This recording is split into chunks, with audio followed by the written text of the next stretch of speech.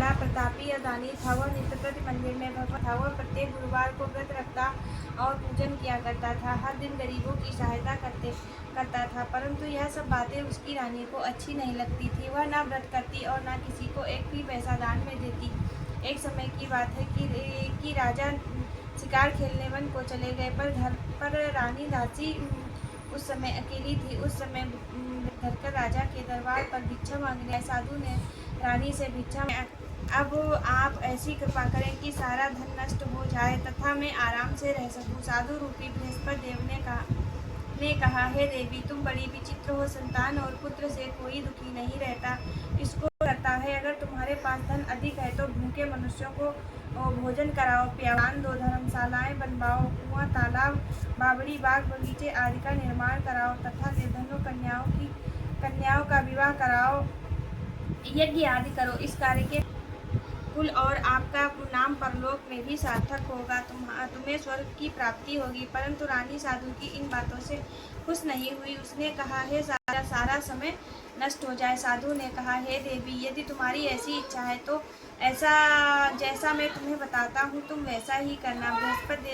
बृहस्पतिवार के दिन घर आंगन को गोबर से लीपना, अपने केशों को पीले समय स्नान करना, राजा से कहना हजामत करवाएं, भोजन में मांस मदिरा खाना, कपड़े धोबी के यहाँ धुलने देना। इस प्रकार 7 बृहस्पति करने से तुम्हारा सारा धन नष्ट हो जाएगा। यह कहकर साधु महाराज रूपी बृहस्पति देव अंतर ध्यान हो गए। रानी ने साधु के कहने के अनुसार 7 बृहस्पति तक वैसा ही करने का विचार किया। साधु ने बताए अनुसार कार्य करते हुए केवल 3 बृहस्पति थे कि उसे लिए दोनों समय परिवार तरसने लगा तथा सांसारिक भोगों से दुखी रहने लगा। तब राजा रानी से कहने लगा कि हे रानी, तुम यहाँ पर रहो, मैं दूसरे देश को जाता हूँ, क्योंकि यहाँ पर मुझे सभी मनुष्य जानते हैं, इसलिए मैं यहाँ पर कोई काम कार्य नहीं कर सकता। अब परदेश जा रहा हूँ, वहाँ पर कोई काम धंधा करूँगा, शायद हमारे भाग्य बदल जाएं। ऐसा कहकर राजा परदेश चला गया। वह वहाँ जंगल से लकड़ी काटकर लाता और शहर में बेचता। इस तरह जीवन व्यतीत करने लगा।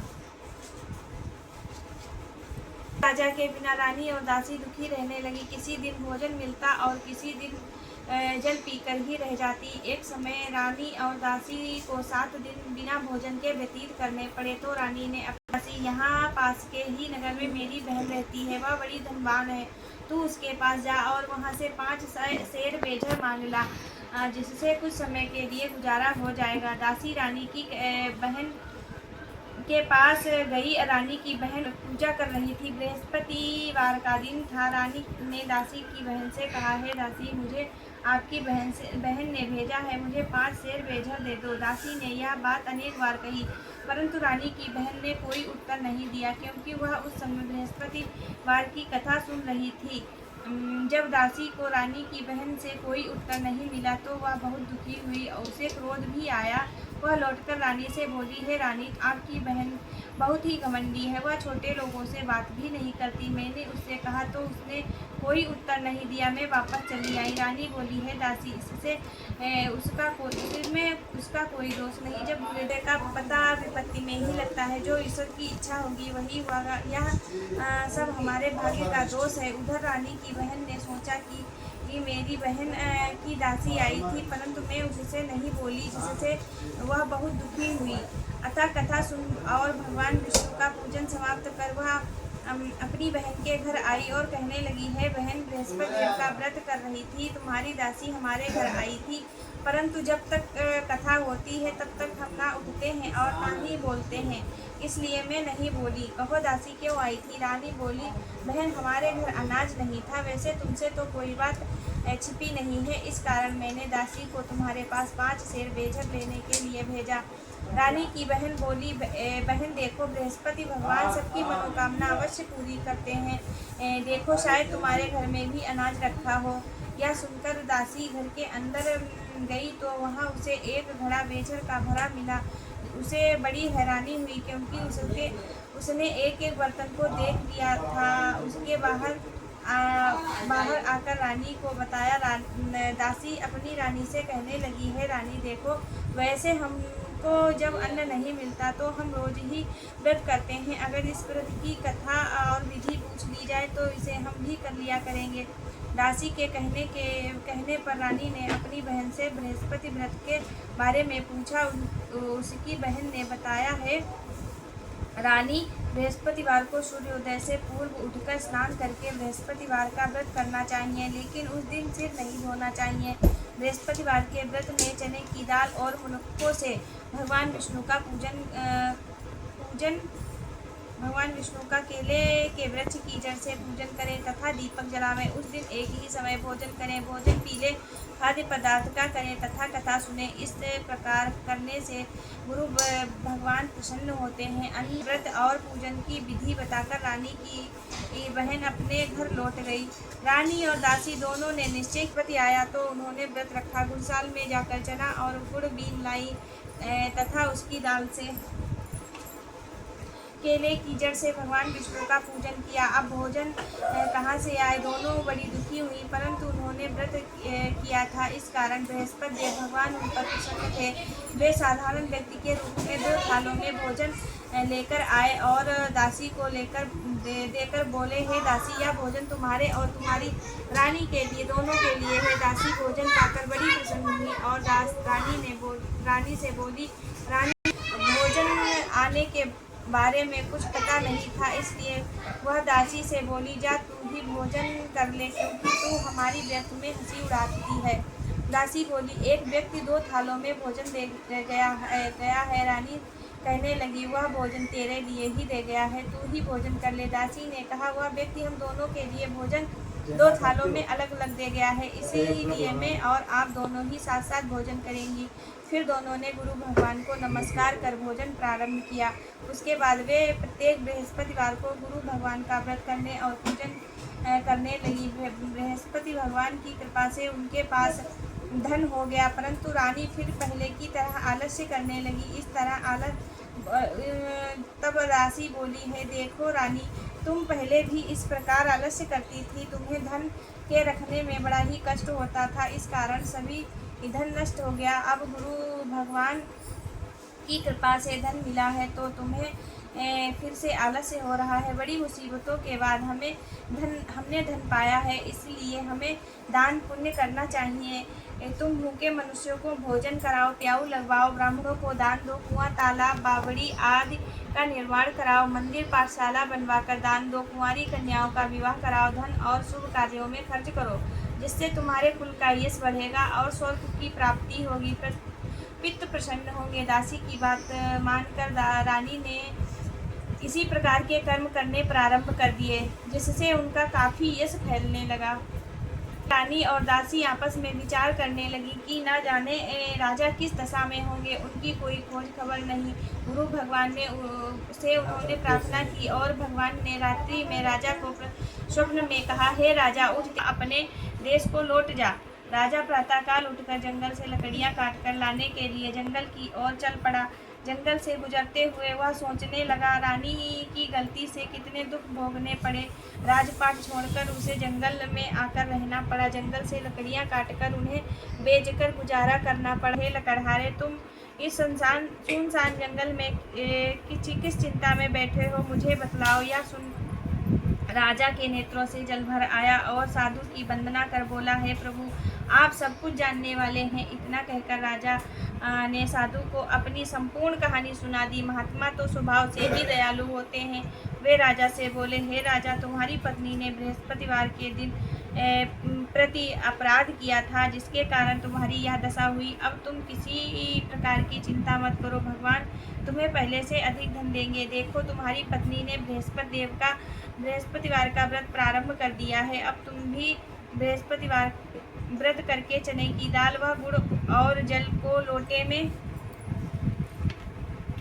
डालकर केले के पत्ते से भगवान विष्णु का पूजन करो। फिर कथा सुनो या कहो, भगवान तुम्हारी सभी मनोकामनाओं को पूरा करेंगे। साधु को प्रसन्न देखकर राजा बोला, हे प्रभु, मुझे लकड़ी बेचकर इतना पैसा नहीं बचता जिससे भोजन करने के उपरांत कुछ बचा सकूं। मैंने रात्रि में अपनी रानी को व्याकुल देखा है। मेरे पास कोई साधन नहीं जिससे समाचार जान सकूं। फिर मैं बृहस्पतिवार की कौन सी कथा कहूं या सुनूं, मुझे तो कुछ भी मालूम नहीं है। साधु ने कहा, है राजा, तुम किसी बात की चिंता मत करो। बृहस्पति देव बृहस्पतिवार के दिन तुम रोजाना की तरह लकड़ियाँ शहर में ले जाओ। तुम रोज से 2 गुना धन प्राप्त करोगे, जिससे तुम्हारी भली भांति भोजन कर लोगे और तथा बृहस्पति देव की पूजा का सामान भी आ जाएगा। बृहस्पति देव की कथा इस प्रकार है। प्राचीन समय में एक बहुत ही निर्धन ब्राह्मण था। उसके कोई संतान उसके कोई संतान नहीं थी। वह नित्य प्रति पूजा पाठ किया करता था। उसकी स्त्री बड़ी मलिनता के साथ में स्नान करती और न किसी देवता का पूजन करती। प्रातः उठते ही सर्वप्रथम भोजन करती, बाद में कोई अन्य कार्य करती। ब्राह्मण देवता बहुत दुखी रहते थे, परंतु बहुत समझाते किंतु उसका कोई परिणाम न निकलता। ब्राह्मण देवता बहुत दुखी रहते थे, पत्नी को बहुत समझाते किंतु उसका कोई परिणाम न निकलता। भगवान की अनुकंपा से एक समय बाद ब्राह्मण की पत्नी गर्भवती हुई और 10वें महीने में एक सुंदर कन्या को जन्म दिया। निर्धन ब्राह्मण कन्या के जन्म से बहुत दुखी हुआ। धीरे धीरे ब्राह्मण की कन्या बड़ी होने लगी। बचपन से ही उस कन्या की रुचि भगवान विष्णु की पूजा में थी। प्रातः काल उठते स्नान आदि करके भगवान विष्णु की पूजा करने मंदिर में जाती। बृहस्पतिवार को व्रत करके विधिवत पूजा पाठ करती। पूजा पाठ के बाद वह पढ़ने के लिए पाठशाला में जाती। घर से चलते हुए वह मुट्ठी भर जौ साथ में लेके जाती। पाठशाला के रास्ते थोड़े थोड़े जौ गिराती जाती। वह पाठशाला से घर लौटती तो जौ के वह दाने सोने में बदलते हुए मिलते। लड़की सभी सोने के दाने बीन लाती। एक दिन जब वह सोने के दानों को साफ कर रही थी उसकी माँ ने कहा, बेटी, सोने के दाने साफ करने के लिए सोने का सूप भी होना चाहिए। अगले दिन बृहस्पतिवार था। उसे भगवान बृहस्पति देव की पूजा करते हुए प्रार्थना की, हे भगवान, यदि मैंने आपका व्रत विधिवत किया हो तो मुझे सोने का सूप दे देना। भगवान बृहस्पति ने उसकी मनोकामनाएं पूरी करने का वचन दिया। पाठशाला से लौटते समय उसे रास्ते में सोने का सूप पड़ा हुआ मिला। घर लौटकर सोने का सूप अपनी माँ को दिखाया। वह सोने के दाने साफ करने लगी। उसी समय राजकुमार उसके घर के पास से गुजरा। उस सुंदर लड़की को सोने के सूप में जो साफ करते देख राजकुमार उस पर मोहित हो गया। महल में लौटकर राजकुमार ने राजा से उस लड़की के विवाह करने की इच्छा प्रकट की। ब्राह्मण को महल में बुलाकर राजकुमार से उसकी लड़की के विवाह की बात कही। ब्राह्मण तैयार हो गया। धूमधाम से उस लड़की का विवाह राजकुमार से हो गया। दुल्हन बनकर ब्राह्मण की लड़की महल में चली गई। लड़की के चले जाने से ब्राह्मण फिर निर्धन हो गया। उसे कई दिन भोजन नहीं मिलता। वह बहुत दुखी होकर ब्राह्मण एक दिन अपनी लड़की के पास गया। पहले अपने पिता से निर्धनता का समाचार सुनकर बहुत दुखी उसे बहुत सा धन देकर पिता को विदा किया।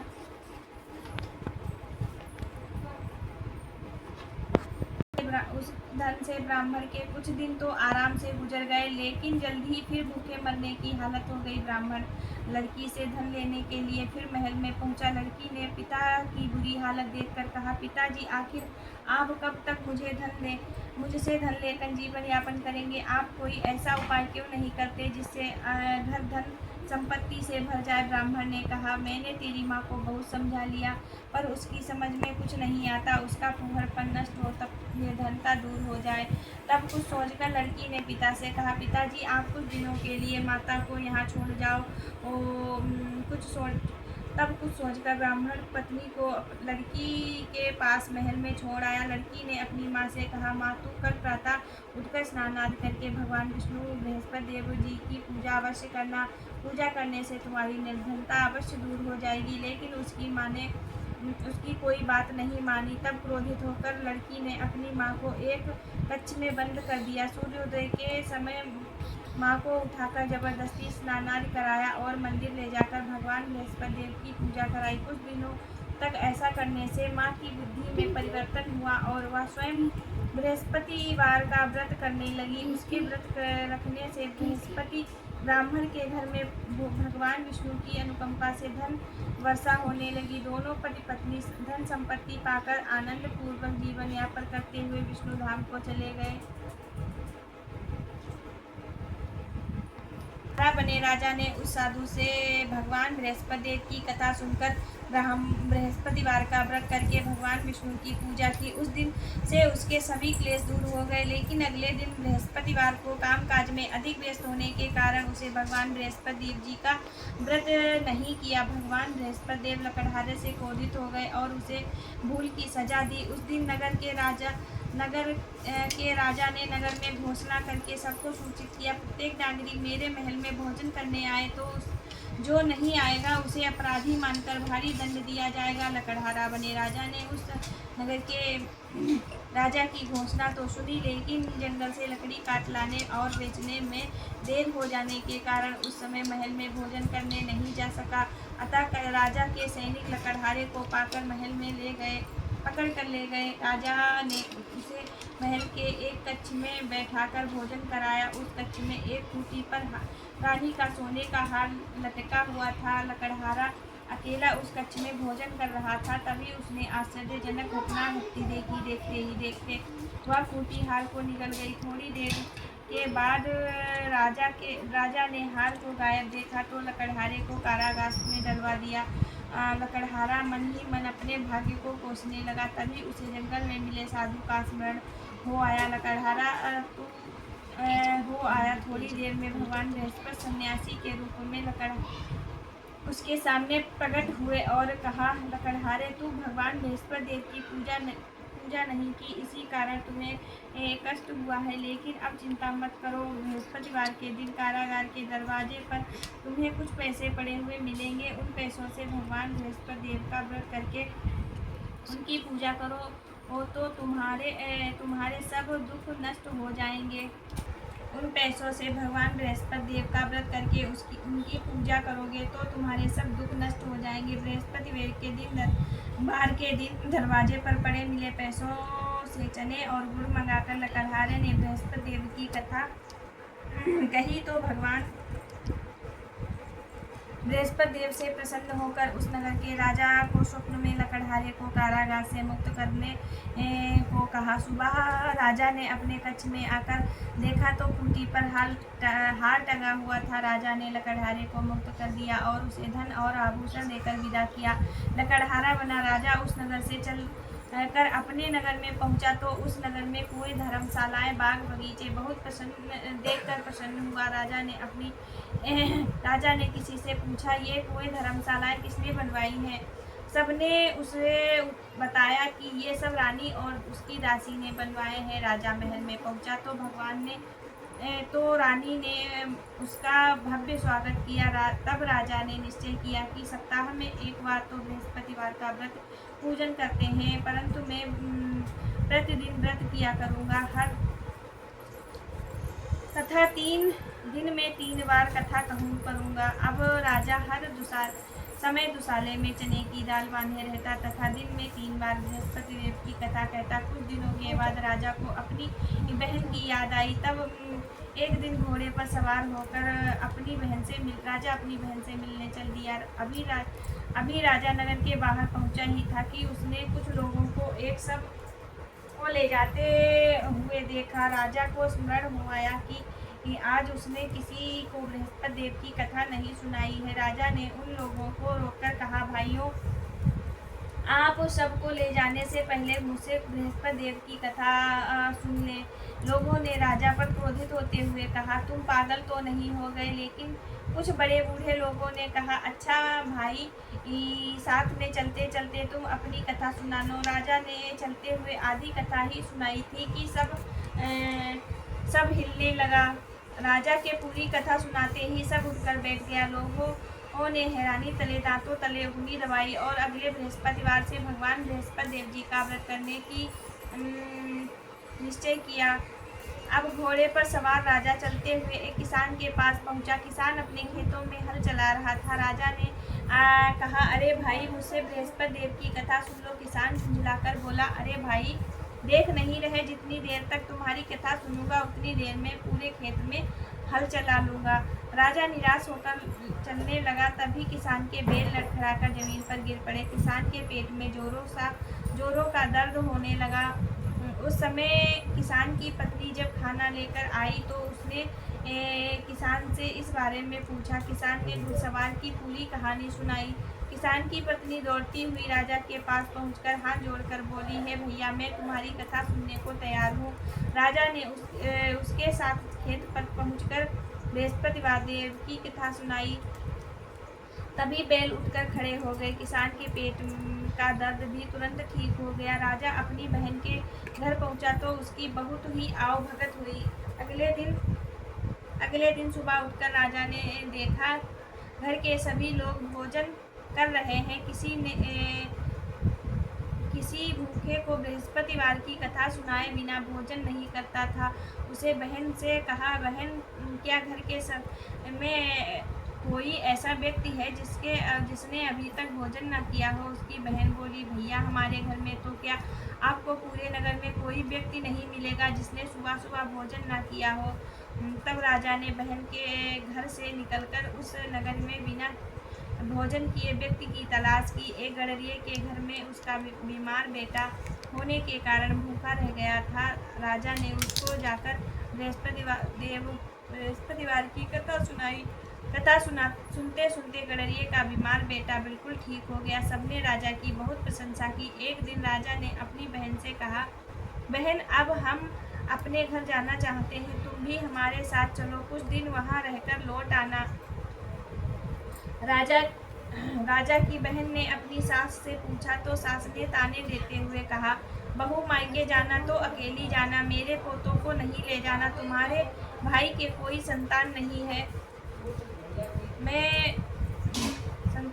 है, कहीं तुम्हारी भाभी मेरे पोतों पर कोई जादू टोना ना कर दे। दूसरे कक्ष में बहन की सास की बातें सुनकर राजा दुखी मन से अकेला ही अपने नगर को लौट गया। रानी ने राजा से कहा, आप तो अपनी बहन को साथ लाने की बात कह कर गए थे, फिर भी बहन को साथ क्यों नहीं लाए? तब राजा ने दुखी होते हुए कहा, रानी, हम निसंतान हैं, इसलिए कोई हमारे घर आना पसंद नहीं करता। रानी ने राजा को समझाया, हे प्राणनाथ, हमें बृहस्पति देव ने सब कुछ दिया है, अब भगवान बृहस्पति देव हमें संतान भी अवश्य देंगे। बृहस्पतिवार को विधिवत व्रत करते हुए राजा रानी ने भगवान बृहस्पति देव से संतान के लिए प्रार्थना की। कुछ दिनों के बाद उन्होंने स्वप्न में दर्शन देते हुए कहा, हे राजन, तेरी मनोकामना अवश्य पूरी होगी। एक सप्ताह बाद ही रानी गर्भवती हो गई। 10वें महीने में रानी ने सुंदर पुत्र को जन्म दिया। राजा रानी जीवन पर्यंत बृहस्पति देव का व्रत करते रहे। उनके घर में धन की वर्षा होती रही। इस तरह आनंद पूर्वक जीवन यापन करते हुए राजा रानी भगवान बृहस्पति देव की अनुकंपा से मोक्ष को प्राप्त करके सीधे बैकुंठ धाम पहुँच गए। बृहस्पतिवार को विधिवत व्रत करके जो स्त्री पुरुष भगवान विष्णु जी की पूजा करते हैं, भगवान विष्णु जी उनकी सभी मनोकामनाएं अवश्य पूरी करते हैं। जय श्रीमन्नारायण। श्री हरि।